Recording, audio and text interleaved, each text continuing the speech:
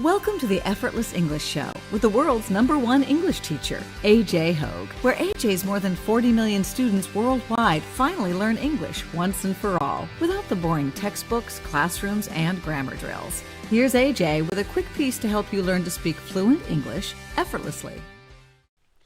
Hi, I'm AJ Hogue, the author of Effortless English. Learn to speak English like a native. Join my VIP program. Become a member. Commit, don't quit. Do it now. EffortlessEnglishClub.com.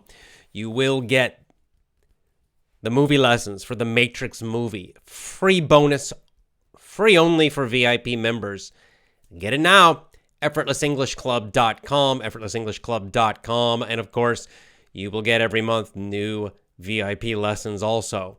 Join at EffortlessEnglishClub.com. Today we continue with The Hobbit, Chapter 2, our book club, The Hobbit. First, let me say I'm sorry I've been gone a little bit. I've had some, just a lot of things with my family to do, with our babies. Anyway, lots of things going on. I'll talk more about some things, actually some exciting things. For YouTube supporting members, I appreciate your support. Thank you. I did a video today only for supporting members, a members-only video. It's one of your benefits. So check that out. I talk a little bit about why I have been busy and some of the cool things I'm learning about education, homeschooling, really education in general, specifically for babies. There are a lot of really interesting things we can do even for babies, like, let's say under 3 years old. They can learn a lot more than I thought, a lot more than most people think. It's quite fascinating. I'll talk about it more later. But today, it's book club, so it's Hobbit, The Hobbit, continuing with one of my very favorite books, The Hobbit. So welcome, everybody. Happy Chinese New Year. Yes, Sriracha, thank you. That's right, the Chinese New Year's beginning this year, right now. So all of you who celebrate the Chinese New Year, Happy New Year to you. So let's just jump in. Let's get into Chapter 2. Chapter 2 is quite fun. So let's do it.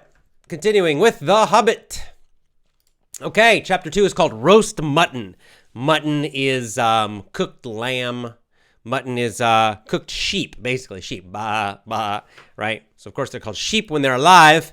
But in English, we often have a different name for something when it's cooked, when it's food. So, for example, a cow is a live animal, a cow.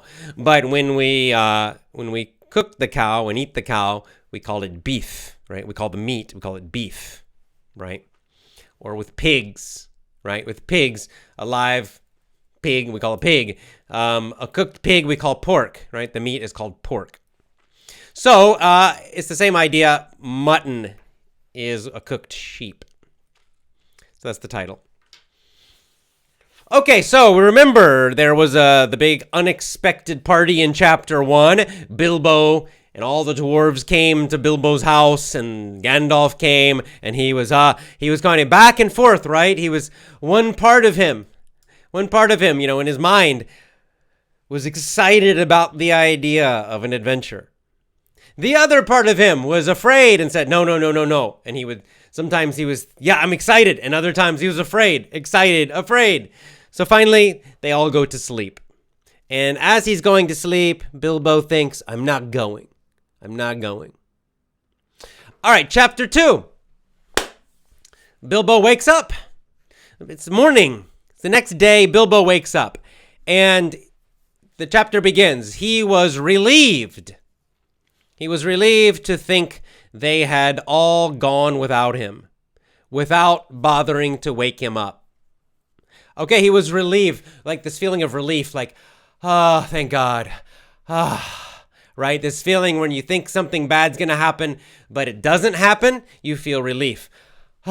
Or when something bad is finished, finally, we have this feeling of relief. So Bilbo wakes up the next morning. Everybody's gone. The dwarves are gone. Gandalf is gone. He's alone in his house again. He thinks, they all left. They left without him. Yay, they left without him. So he says, no adventure. So he feels relief because he had fear about it, right? But interesting, the next sentence it says, in a way, yet, in a way, he could not help feeling just a trifle, meaning a little, just a trifle disappointed, just a little disappointed. Aha! So again, we get the mixed feelings. Mostly he feels relief. His fears. He doesn't need to worry about dragons and all that stuff. But then there's a little part of him that feels a little sad, a little disappointed. The part that wanted to go on the adventure. But he talks to himself. He says, don't be a fool, Bilbo. Talking to himself. He says, you're thinking of dragons and all that nonsense at your age, right? So he's 50 years old. So he's thinking, don't be foolish, right? When he feels the disappointment, then he tells himself, no, don't be foolish. Going an adventure, that's crazy. Dragons, all that's crazy. You're too old for this.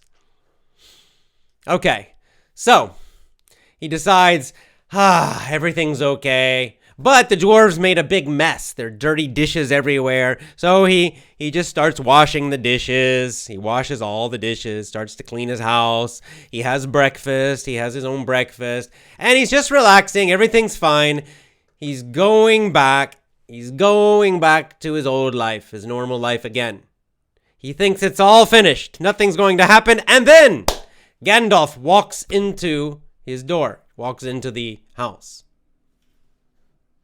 And then Gandalf says, what are you doing? And Bilbo's confused.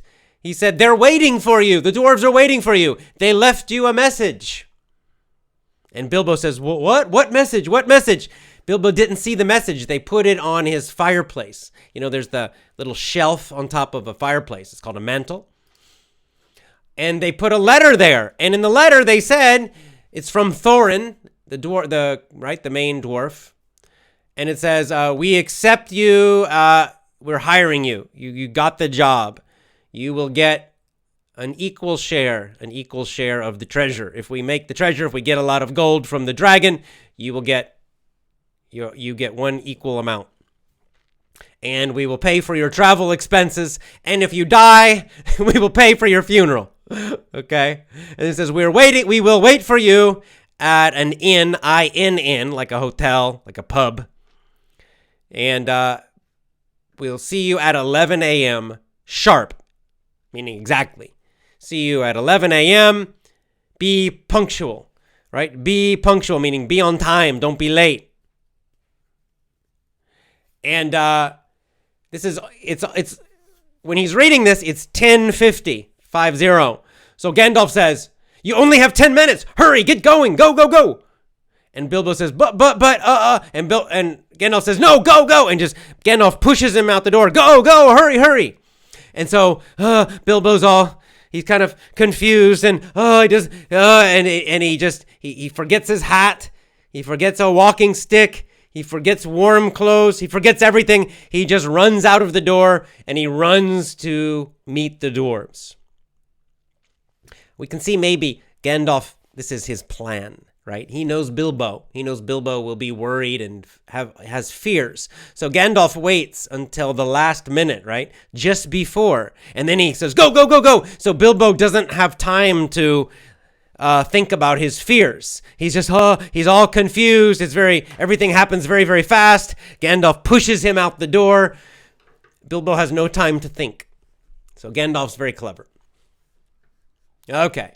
So he runs, and he gets just in time. He arrives exactly at 11 to meet the dwarves. And then, but then he says, but I forgot my hat. I don't have a jacket. I don't have a coat. I don't have a handkerchief, for his nose. And so you can see Bilbo's kind of funny, right? He's missing. These are not important. The handkerchief's not important, but he's upset.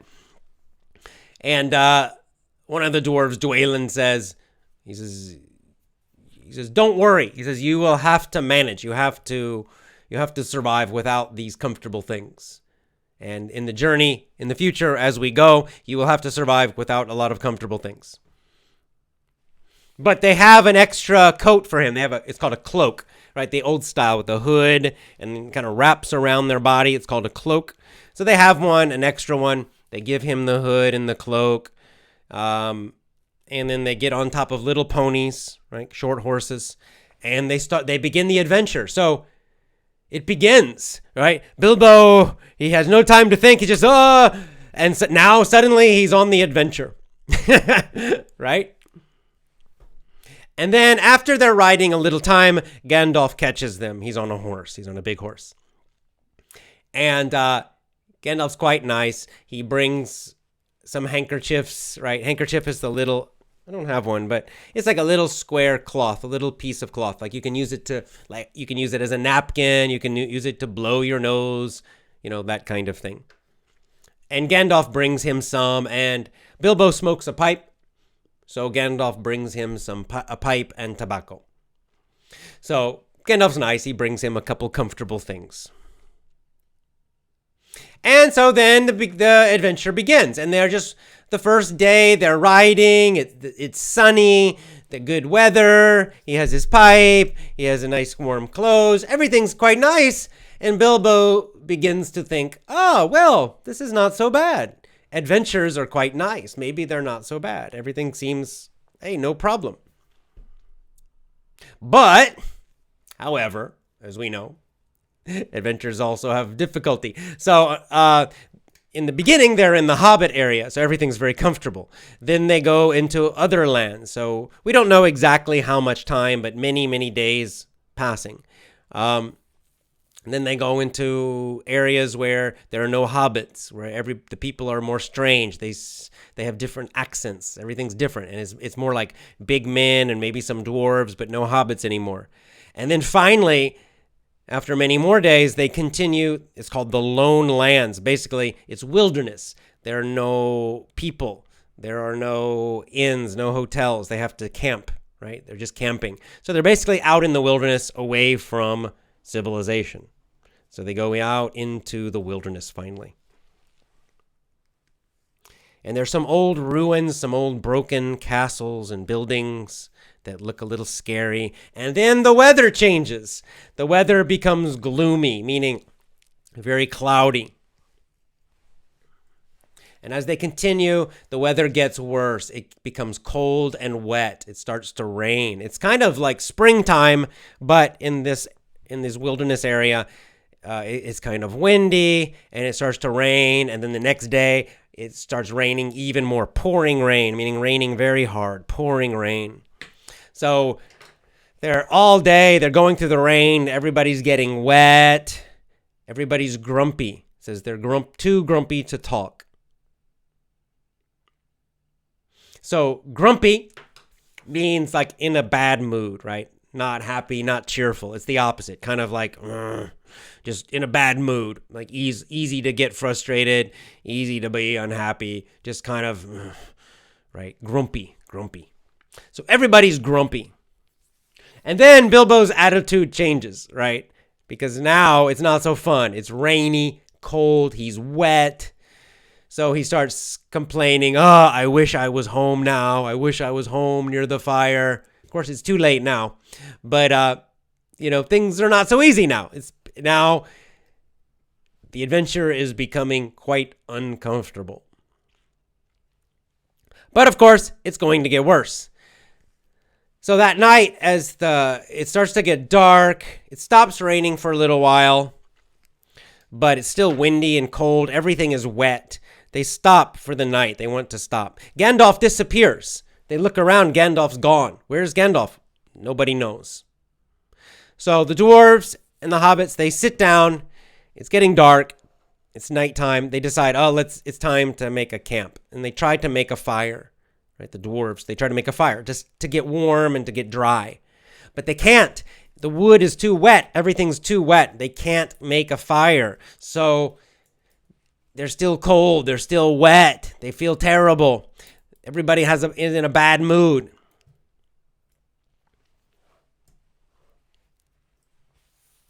Then they lose their food. They just before they tried to cross a small river. And one of the horses goes into the ponies, goes into the river and the river takes away the horse, the pony, and the pony was carrying their food. So their food gets washed down the river, disappears. So now they have almost no food. Then they camp. So they're wet, they're cold, and they have almost no food. and Gandalf is gone. So, very, very, very unhappy. But then, a little later, they're sitting in the cold, all of them. And everybody's very unhappy, the dwarves and Bilbo. And one of the dwarves, he sees a light kind of far away in the distance. I see a light. It's a fire, a campfire. So then they have kind of an argument. Some of them say, we must be careful. They're in the wilderness. They're away from civilization, so maybe very dangerous. So they say, no, we should be careful. We don't know, who's at the fire. Maybe it's a monster, maybe bad people. We should not go. We should stay here. But they're so cold and wet that finally they're arguing and they decide Bilbo should go. So they send Bilbo. He's supposed to be their burglar, right? Their kind of scout looking. He's supposed to be very quiet. And hobbits are very quiet. So they send Bilbo. Bilbo, go to the fire. See who's there. As he's walking, it starts to rain even more. So it kind of rains and then stops, rains and stops. They're not happy. Okay, so Bilbo goes up very close to the fire because he is very, very quiet. Hobbits are very quiet when they're walking around. So he gets to the fire and he sees what? Trolls. What are trolls? Trolls are like big monsters.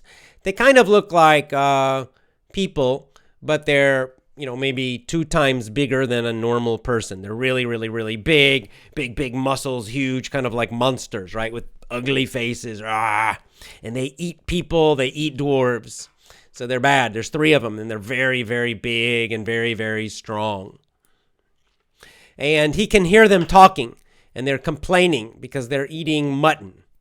That's the title of the chapter, right? They're eating mutton, they're eating sheep, but they're complaining. They're like, every day we eat mutton. Every day. I'm sick of it. I'm sick of mutton. I'm sick of this food. And all the 3, they're all complaining. And they say, we want some man flesh, right? They want to eat a man because men taste good, I guess. Trolls like to eat people. So Bilbo's there, he's listening, and of course he's afraid. And he thinks, I must go back and tell the dwarves. Very dangerous. These big trolls are here. We have to stay away. But there's, again, that little part of him, that the adventurous part, right? Always this part that keeps coming up in Bilbo.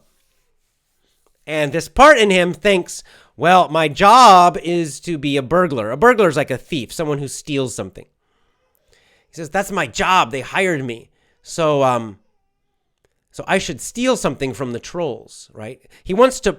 Why does he want to do this? It's a good thing to think about because he's usually very afraid. But some part of him decides to try to steal something from the trolls. Why? Well, because he says he wants to, he feels like the dwarves do not respect him, right? And probably they don't. The dwarves don't respect him. So he wants to get the dwarves' respect, all right? Even though he's this little guy and everything, but there's a part of him, he's like, I want them to respect me. I'm part of their group. They hired me for this job. So I have to show them I'm not useless. I have to show them that I'm good.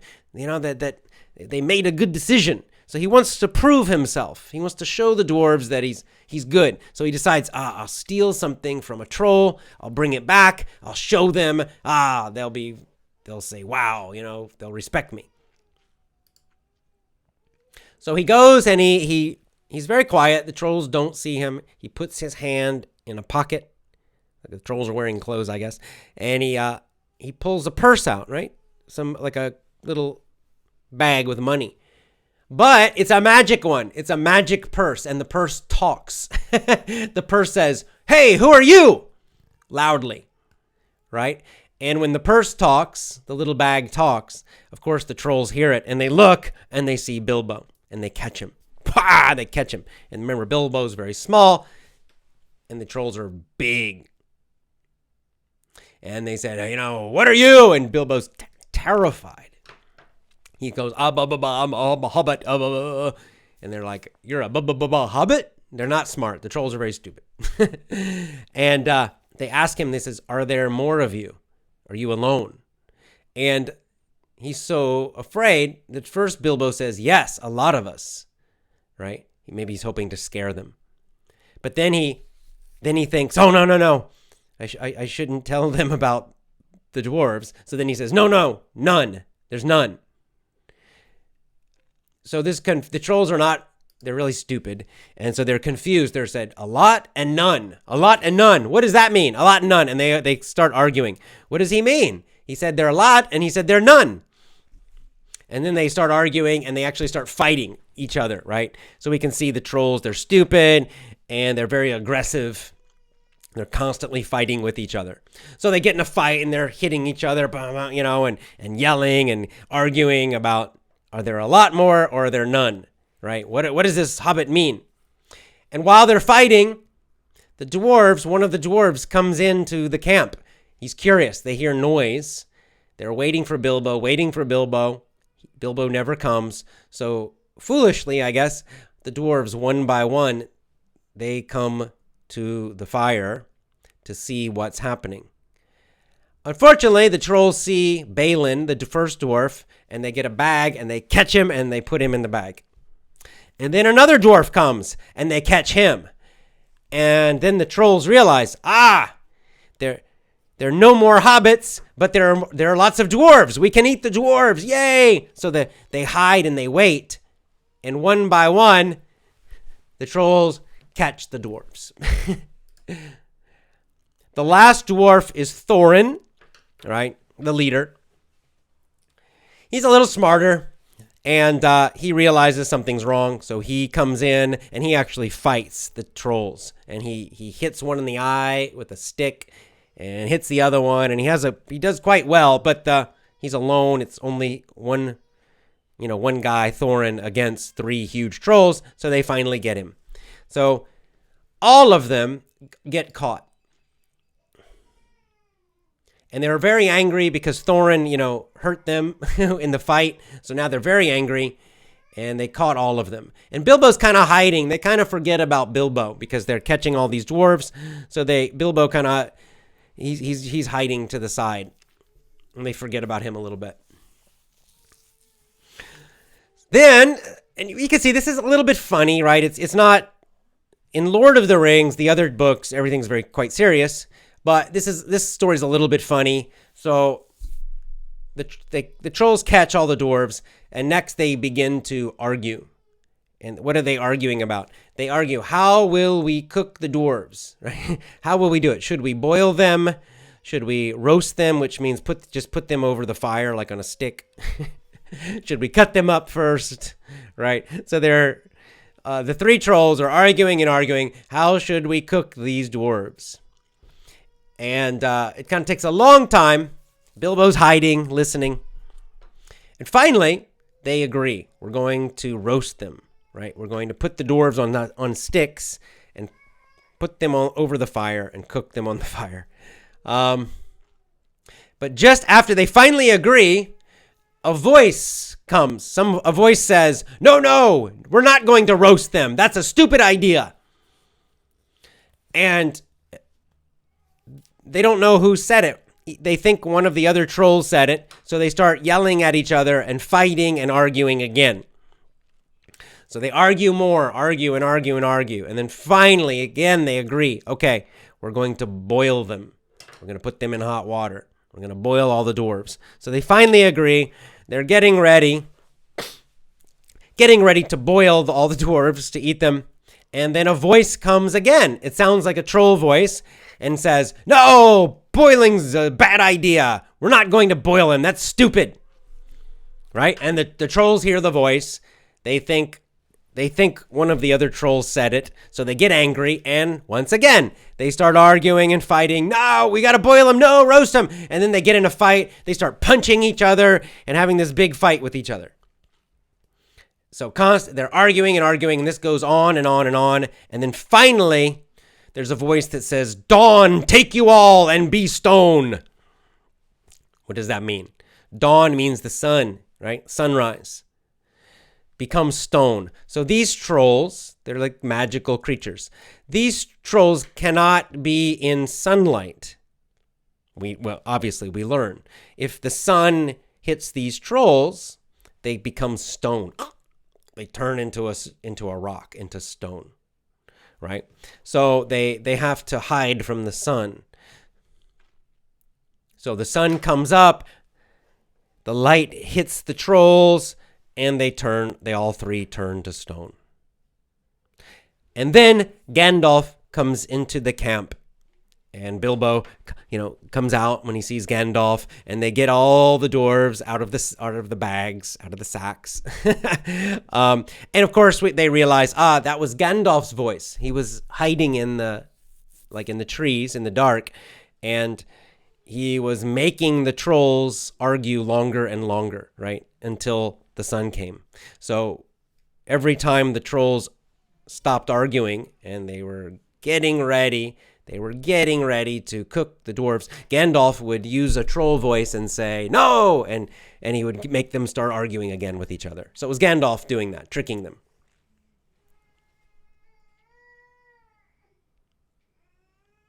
Dawn is D-A-W-N. D-A-W-N. It means sunrise or the beginning of the day. When the sun first comes up, we call that dawn. That time is dawn. D-A-W-N. Okay, then Gandalf says, they start, Bilbo tells the whole story to the dwarves, what happened, and they kind of criticize him. Why did you try to steal something? That was stupid. And then Gandalf says, no time for arguing. Let's find their cave. Because Gandalf says they must have a cave. They must have somewhere to hide during the day, right? Because they become stone. So they must have somewhere near here where they go during the daytime. So they look around and they find a big cave. It has a big stone door. And they found a key. I think Bilbo found the key. So they open the door. They go inside and they find the treasure, kind of the dwarves' treasure. There are lots of clothes. Basically, they're bones and they catch people and eat them, and they catch dwarves and people and whatever. So they find a lot of stuff in there. They find a couple swords, some nice armor. Armor is like, you put on the body to protect the body, right? Bilbo gets a big knife. It's kind of like a knife. He says for a troll, it would be a small knife because trolls are huge. But for Bilbo, it's actually like a small sword, right? It's like a nice sword. So Bilbo gets a sword for fighting. And Gandalf gets a nice big sword as well, and Thorin gets a nice sword. And they also find a lot of gold. They find gold that the trolls had gotten from their victims. Okay, and they find food too. So they eat food. They rest. For the gold, they decide they have big pots of gold. They found quite a lot of gold. But they can't carry all of it, right? They're going to the dragon. They can't carry all the gold. So they bury it. They decide they bury it in one location. So they say, yeah, maybe in the future, if we come back, we can get this gold. Okay. And then finally, they continue after rest and the gold. They continue walking again or on the horses again. They continue their journey, their trip. While they're walking, Thorin asks Gandalf, "Where did you go? Why did you disappear?" And Gandalf says, I went ahead. I needed to look ahead because the road was becoming dangerous. So I went ahead to try to find, make sure everything's okay. And he said, I met two of Elrond's people. When I went ahead, I met two people. Actually, two elves. We'll learn about elves later. Elrond is one of the kings of the elves. So he said, I met two of them, and they told me about the trolls. They said, be careful. There are 3 trolls in this area. They're scaring a lot of people. They've killed a lot of people and eaten them. So Gandalf realizes, oh no, maybe the dwarves are in danger. So Gandalf came back quickly, and of course, he finally saved them. And then that's it. That's the end of chapter 2, and they continue on. We will do chapter 3 next time. Maybe do chapter 3 and chapter 4 next. We'll see.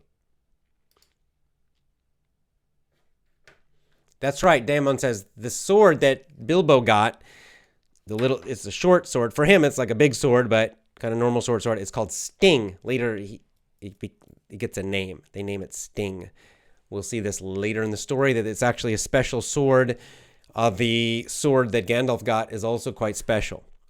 Magical. These are magical swords, in fact, that they got from the trolls' treasure. So, nice. But we'll learn more about that a little bit later. Okay, just a couple comments about this chapter. I think, again, kind of connecting it to Joseph Campbell and the hero's journey. What I find interesting, I think, is very, very good. Something we can learn from this, because it's a message that has a deep meaning. It's a message that I think is very true, that you will see in your own life. I have seen in my life. What's the message? So number one message we learned last time is when we have an opportunity for adventure, an opportunity for something maybe difficult, maybe dangerous, to leave our comfort zone, that it's very normal to feel both excited and afraid, like Bilbo. He feels excited, he feels afraid, both. It's quite a normal, and actually it's quite a healthy way to feel. We see that Gandalf helps push him finally, right? Because he's going back, no, yes. And finally, he has to make a really fast decision. There's no time. He kind of hurry. There's no time to focus on his fear. That's a nice message too, that if you're thinking about an adventure, don't think too much. If you think too much, you'll focus on the fear and you won't do it, right? Bilbo is, when he's just alone, he's not going. He's not going to go. But why does he go? Because Gandalf comes and makes him forget about his fears and just says, hurry, go. And then Bilbo just, and he runs and goes. And I think that's actually a nice message. I've seen this myself in my own life. I've had this experience that when I'm thinking about, a difficult decision, a possible adventure, and I have fear and I have excitement, that eventually I have to stop thinking, right? For a while, you will think about it a lot, but to do it, you finally have to just stop thinking and take action. Stop thinking and just jump in and just do it. Just start, right? People who, if you want to start your own business, this is a good example in our more regular life, that so many people, they want to start a business. I was this way, and you're excited, you're afraid, and you're thinking, and oh, maybe I need to do a business plan. And too many people, they just think, and the fear is there, and they never begin. And what you have to do is finally just jump in. You don't know what's going to happen. You don't have a perfect plan. Maybe you have very little, maybe no plans at all. But you just have to take action and jump in. Just forget about the fear, jump in and begin. Beginning is the most important thing. Just begin. After that, you can figure everything out. But you have to begin. Just jump in and begin. Whatever that adventure is for you. The next message I see, and this is common for the hero's journey, Joseph Campbell talks about it, is that normally, when you begin an adventure like this, any adventure, normally you will fail in the beginning. That in the beginning, don't expect everything to be great, right? Bilbo starts, okay, the first day is very nice, the first few days, but then what happens? The weather becomes bad, it's rainy, it's cold, it's unhappy, miserable, he's grumpy, he's wet. And then the trolls. He gets his first test. This is Bilbo's first real test during the journey, during the adventure. The trolls. Does he succeed in his first test? Does he succeed? Does he pass the test? He fails. He fails the first test. He fails badly. He fails and all the dwarves fail, right? He goes and he gets caught and then all the dwarves get caught. They're all going to die. How do they survive? Only because Gandalf saves them. This is the only reason they survive. Gandalf saves them, right? Bilbo does not rescue them. Bilbo makes a foolish decision. He gets caught. Then all his friends, the dwarves, all get caught. They're all going to be eaten.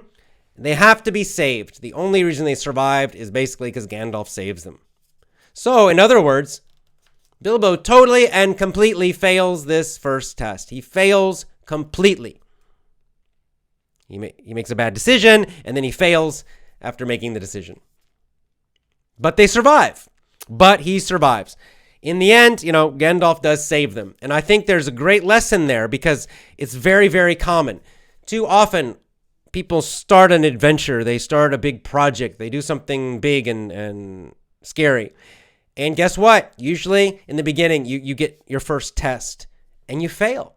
You should expect failure. You should expect failure. Of course, don't try to fail, but it's very, very, very common that you will fail your first test, maybe your first 2 or 3 tests, that you will be tested in some way and you don't know what you're doing. So yeah, you probably will fail. But what's the message? Just survive. Just survive. It's okay. Just survive. If you survive, it's okay. Bilbo survived. The dwarves survived. They were rescued. Sometimes you will be rescued. Sometimes by good luck, you will survive. Sometimes, usually you will survive somehow. But you might fail. You might fail. In fact, and so the point is, you can see Bilbo, after he fails, Gandalf will not let them focus on the failure, right? They start arguing a little bit. Oh, Bilbo, that was foolish. But Gandalf immediately interrupts them and says, you're wasting time. Don't focus on your failure. Let's look around. Maybe we can find something. And they find the nice treasure, right? They find the gold and the swords.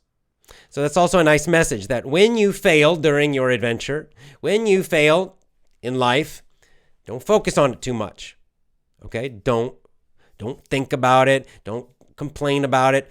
If someone in your group and your family fails, don't criticize them and don't endlessly argue about it, okay? Just let it go. Let it go. And what? Continue moving forward. Continue moving forward. Continue your journey. You will be tested again. We'll see it. Of course, we're going to see. Of course, Bilbo's going to be tested many times. And eventually he will pass those tests. But the first few tests, he fails. This one, he totally failed. It's part of life. This is how Bilbo's going to learn and become more courageous. So it's part of the learning process. Just survive is the message. As long as you survive, then don't feel so bad about failing. It's okay. All right, so those are my main thoughts about this chapter and some meaning behind the chapter. Let's go into our comments and questions now. Abu Harai says, fear comes from uncertainty. In this case, that's true. Uncertainty and danger. If we're absolutely certain, we can get rid of fear and worries. True, but it's impossible to be totally certain. Right? Because why? Because if you are certain, there is one way to be certain, and that is never go on an adventure. Stay in your safe life. Bilbo could stay at home. He would be certain, no fear. But when you go into the unknown, when you challenge yourself, like Bilbo, then definitely there's uncertainty because you don't know what's going to happen. You will feel some fear. It's okay. It's normal. Don't get upset about it.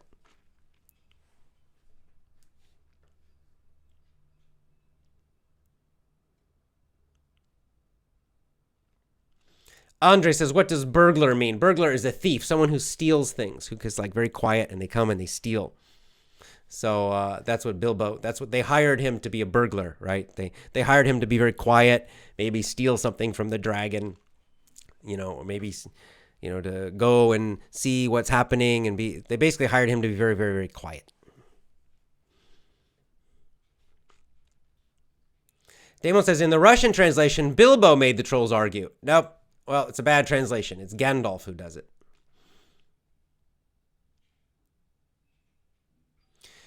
Yeah, like Ozma says, Bilbo takes a leap of faith without having any plan, right? Bilbo has no plan. That inspires us in a good way. Yep. And of course, Gandalf helps him do that.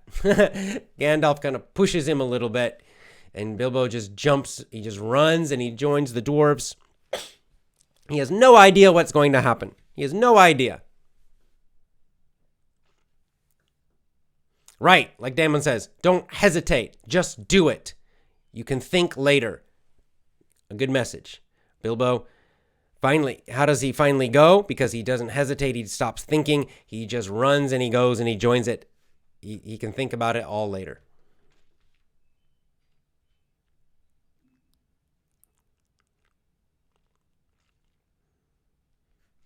Yeah, Ilana Khan connecting this to some of our past book clubs.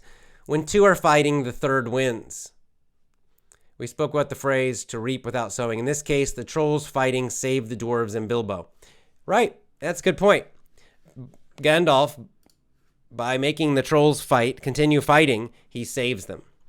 Right, he saves the dwarves. So, good point.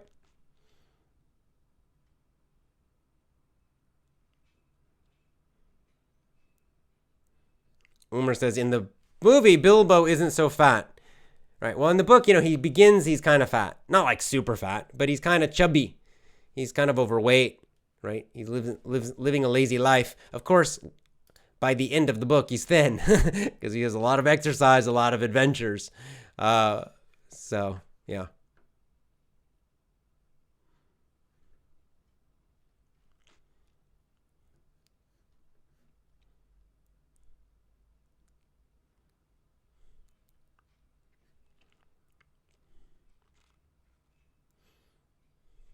Okay, I'm just going to jump back up to the top and see if I missed anything. Okay.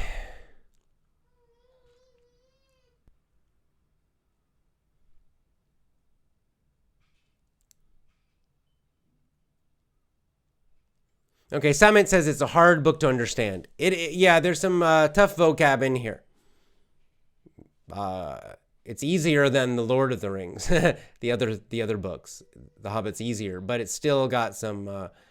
Tolkien was a professor of Old English literature, I think. But anyway, he had a big vocabulary. So yes, it can be a little difficult, the vocab in this book. And in general, fiction is more difficult. Fiction vocab, usually, fiction books will have harder vocabulary. How many chapters are in this book? Let's look. 19 chapters. But we'll probably start doing maybe 2 chapters every week soon. I like to start a little slowly with the introduction of these new books, and then we can kind of speed up and go a little faster as we get into the book.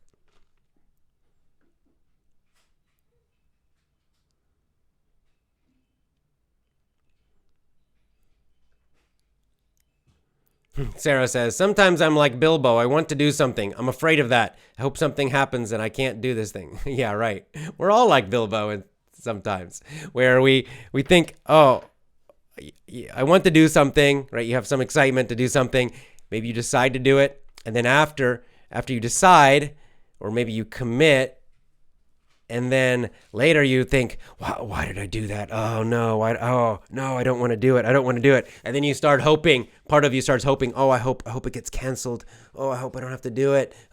Right? Then the fears come up, the regret comes, and then maybe another part of you saying, no, I want to do it. It's quite common. That's why I love this book, because Bilbo's a normal person.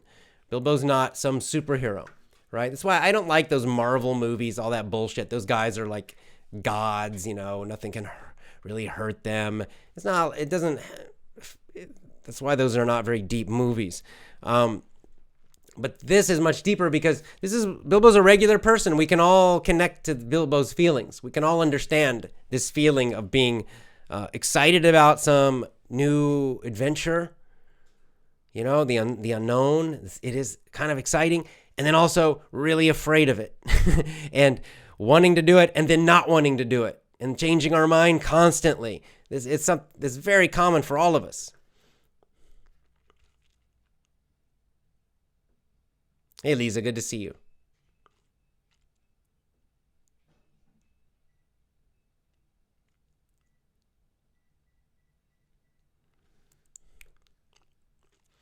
Rumka says, Bilbo could potentially die. Yes, they say again and again that they might all die. If we try to start a business and fail, we'll end up depressed. Well, that's just your own judgment, though. And without a job, well, just get a job again. I mean, so I guess the point is starting a business is much less dangerous. Starting a business is not very dangerous at all. It's much less dangerous than what Bilbo's doing. So there's no reason not to do it. Just do it. And this is also true. Like traveling nowadays, unless you go to a war zone, but otherwise traveling nowadays is not dangerous. It's nothing like Bilbo's adventure. So again, if you have the dream of traveling, just go do it, right? Whatever it is.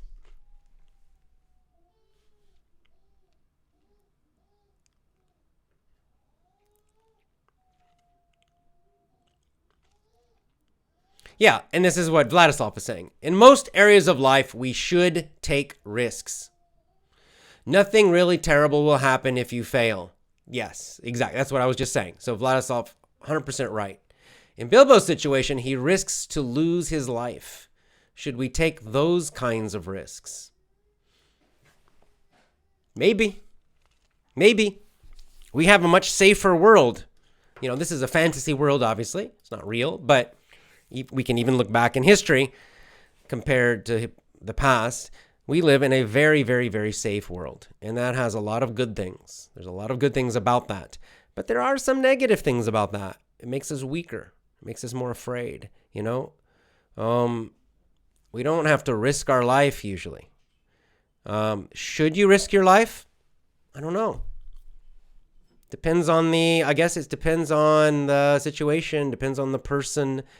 You have to decide that yourself. Some people do. Some people do very dangerous sports, very dangerous activities, and they will say that, but the reward is great, right? The reward of feeling alive or whatever it is. So I don't know. That's something we all have to decide, how much real danger. But, like my message is that nowadays, you can take a lot of risk. Most of the risks people dream about now are not life-threatening. You will not die if you fail. If you try to start a business and you fail, you won't die, okay? If you decide to run a marathon or do some great activity like that, you won't die. If you decide to go on a big, traveling, if you decide to get married and have a lot of children, if you decide to, say something to that girl or that boy or that man or the woman that you really like. What if you decide to become an artist and try to be an artist or a musician? You're not going to die. You might fail, but you won't die. Okay? So just do it. The risks are actually quite small now. This is, I guess, the good news about living in a safe world that we do now.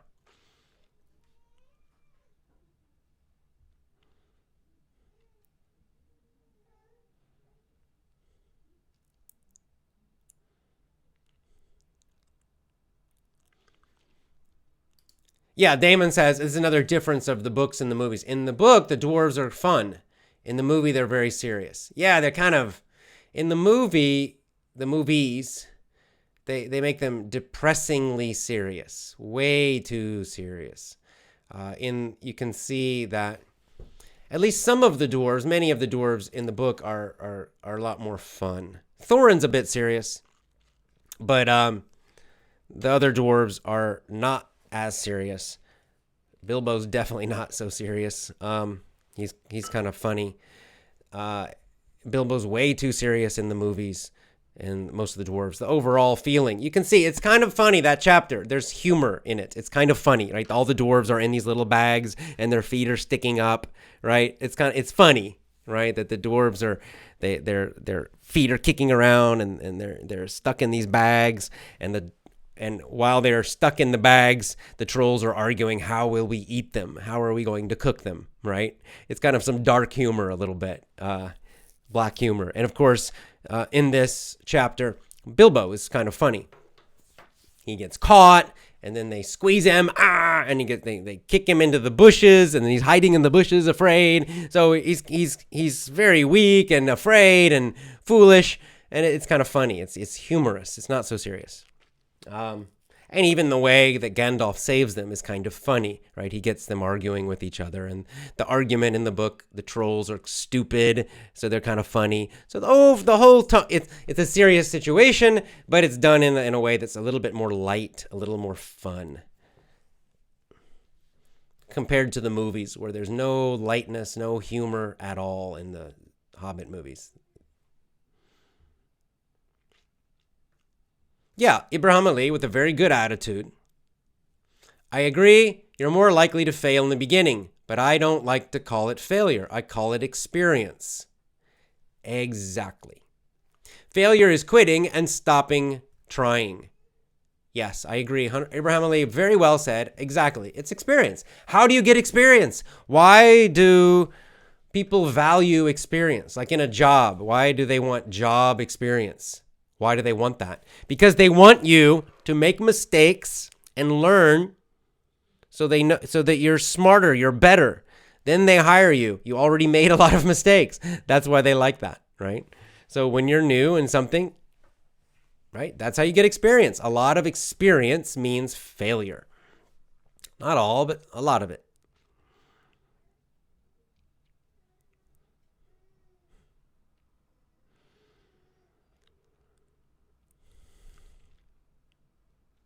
Yeah, like In says, the trolls turn to stone because of indecisiveness and arguing over stupid things.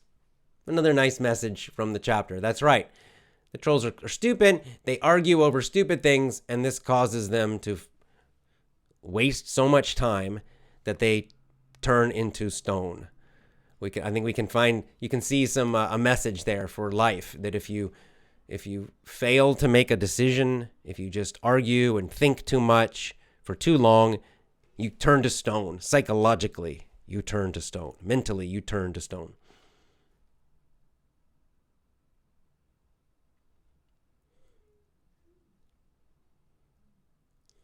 Yeah. Minguamus says this very well. There's just one failure: to give up and quit after an unsuccessful attempt. Right. That's the true failure. Everything else is experience. Everything else is learning. Right?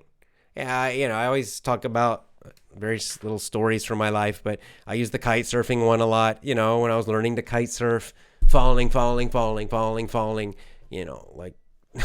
for many, many weeks, I just would fall and hit my face in the water. It was not fun.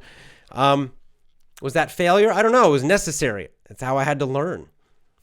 I remember my very first time traveling, my first big adventure. Not dangerous like Bilbo, but my big adventure was going to India. And my first 2 weeks were pretty bad. I had my money stolen. These kids stole money out of my pocket.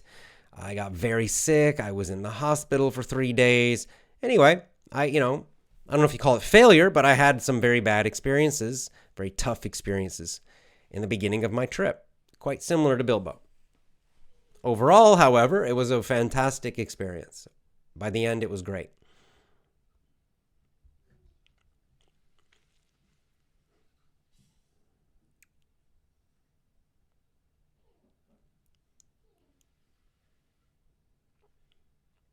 Yeah, like Alaman Ali says, this is true. Some people, whenever they make a subtle mistake, like a small one, they feel overwhelmed. Thereby, they sometimes can't do something that's easy for them. Yeah, that's that like kind of perfectionist mindset. It comes a lot from schools, I think, possibly parents. Sometimes just your personality or someone's personality. But yeah, people can become, they make a mistake, even a small one, and then they just focus on it. They become super upset about it, and they can't continue. They let the mistake stop them, right? Instead of just saying, oh, well, and keep going. Like Bilbo doesn't actually get very upset about afterwards. They all just kind of like, oh, well, they go, they find gold, they find some food, and they just keep going. They don't cry about it. They don't argue endlessly about it. It's actually quite a good example. They just keep going.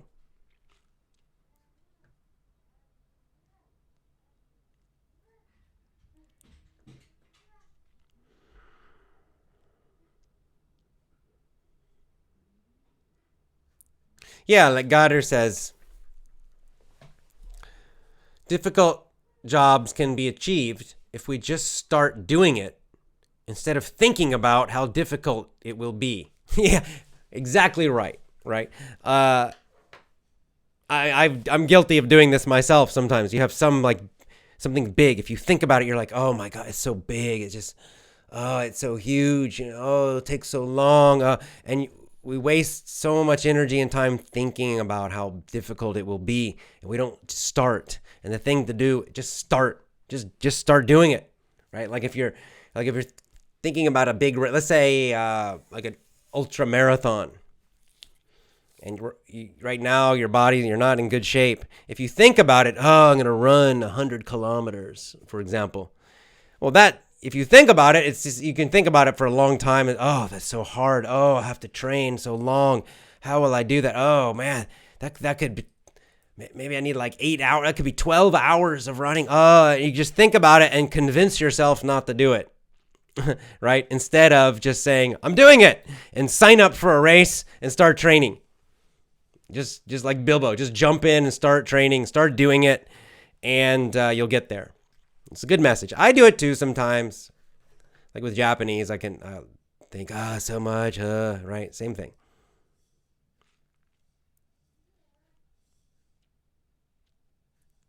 Obra says, AJ, I want to thank you because your podcast is very helpful to me in difficult situations in my life. Thank you, AJ. You're the best. Thank you. That's very nice.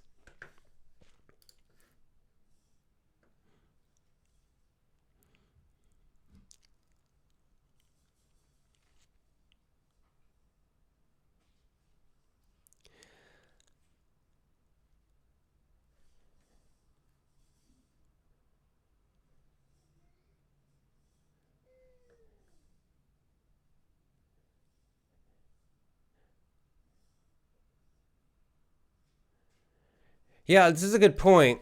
Abed says, if we learn to manage our emotions in turbulent times, tough times, it's possible to achieve big goals.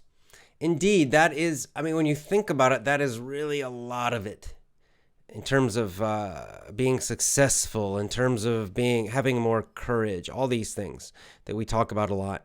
So much of it is just about managing our emotions. Right? It's not actually the situation that's so terrible. It's our emotion. It's our reaction to it. It's the emotions that come up inside us. That's where the failure happens. That's the toughest, hardest part, right? It's all your fears, all your worries, all your doubts. That's what stops us. That's what kills us. That's what really, leads us into a bad direction. It's just our emotions. If we can just stay calm and keep going, we can do very well indeed. Will we always succeed? Of course not. But we can have much bigger success than we imagine. Oh, I'm sorry. Vladislav says that the Russian name should be read as Olga, not Obra. Thank you. Olga. Okay. I don't know the Cyrillic alphabet. Thank you, Vladislav.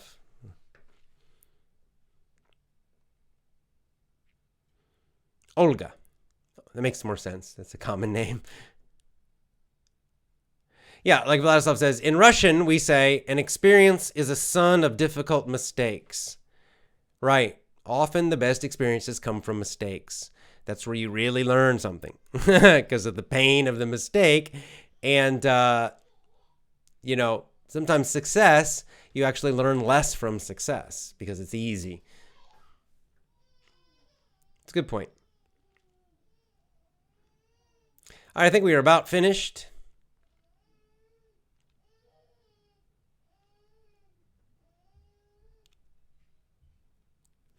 My Mustafa, good to see you, says, failure opens other doors sometimes, better than the first door, which closed in front of us. Exactly right. I've had this experience in my life many times where something bad happens, or a failure, or a rejection. Someone rejects you. And we think, oh, terrible, terrible, terrible. But then a different door opens because of that. A different opportunity happens later, which is actually much better. And then you realize, when you look back, when you have more time, eventually you can look back and say, that failure, that was actually good, right? That rejection was actually good. It's like it's that Zen, it's that Taoist story about the farmer again, right? Same idea.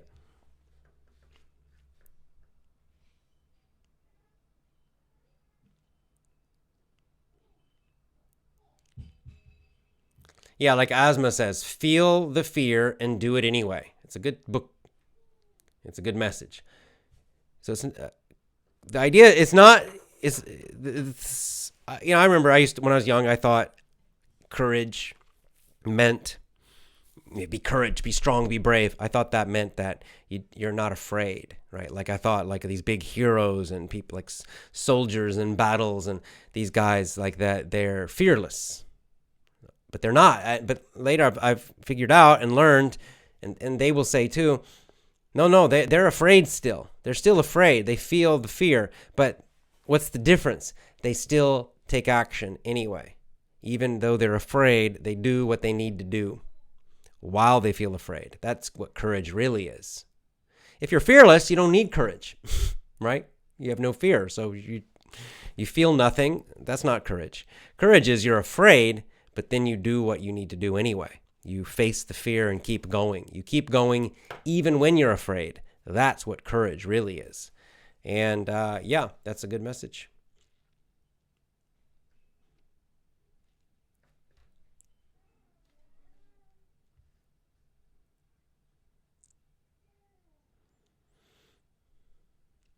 Okay, guys, I think that's all. So that's chapter 2 of The Hobbit. We will move on to chapter 3 next week. Maybe we'll do chapter 3 and 4. Go ahead, read. If you're reading along, if you're reading ahead of me, then read chapter 3 and 4. I need to read them again. I can't remember how long they are. But probably we'll do 2 chapters next week, 3 and 4. So read chapters 3 and 4. We will continue with our movie club. Our book club. For the movie club, which is the next topic, tomorrow I'll try to do the movie club. Doing my best. I've got a lot happening with my babies and other things in life, but I will try to do the movie club tomorrow and continue with Jerry Maguire. We'll eventually finish the movie. It's going very slowly, but we will do it. So anyway, watch my Gab tomorrow, gab.com. Follow me at AJ Hogue on gab.com, and you'll see when I go live. So next week, next Saturday, we will do chapters 3 and 4 of The Hobbit. Tomorrow on Twitch, we'll do the movie club continuing with Jerry Maguire. Okay, lots of love to all of you, and I will see you next time.